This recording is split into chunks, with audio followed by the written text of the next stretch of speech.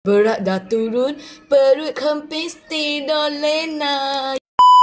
Belum lagi cuba I bakar lemah ni, cepat pergi try. Dah ramai kawan-kawan berjaya ni, semua hasil best-best dah keluar. Kalau korang belum cuba lagi, sangat rugi ya. Satu pack ni dalam ada 15 saset, bukan 60, 70, 90, tak ada. 30 lebih saja.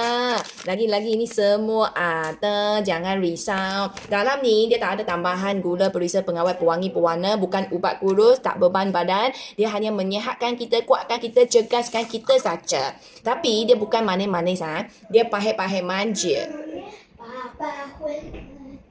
Pahit-pahit manja yang sedap. Pahit-pahit manja yang buat kita tak berapa suka nak manis ha. Ni bagus. Korang yang nak cut gula, tak nak asyik nak makan manis, korang tahu ha, minuman manis, makanan manis asyik buat kita asyik nak makan tak henti. Buat kita emosi je tak stable. Ini I bakar lemak membantu kita.